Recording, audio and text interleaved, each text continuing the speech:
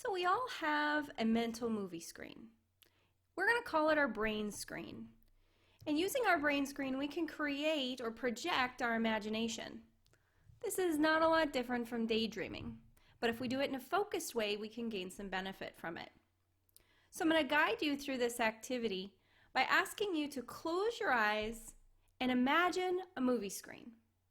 Maybe like the one that's on your actual computer screen shown here.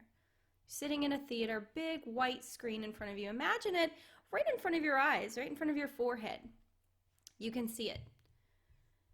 Now, I'm going to ask you to imagine something really random. Think of a flower. Maybe what will pop in there is a clip art image of a flower you've seen recently, or a flower you saw outside, or maybe the best flower you ever saw. And now change it. Think about the beach. I love to think about the beach if you've been to the beach. If you don't like the beach, pick your favorite vacation spot. When I do this, I think of standing on the beach, walking by myself in the early morning hours, and the sun is out, and there's no clouds, and the waves are crashing behind. This warms up your mental brain screen. And now that you're warmed up, you can go back to that blank screen. Think of it as white, empty. Maybe there's that little fuzz that you get when you go to a movie and there's a little bit of black dots and stuff in it. What I would like you to imagine now as our introduction to this is your best class ever. If you've always been in cyber school, imagine your best class ever. Not necessarily your best school day ever, because that could deal with a lot of different factors.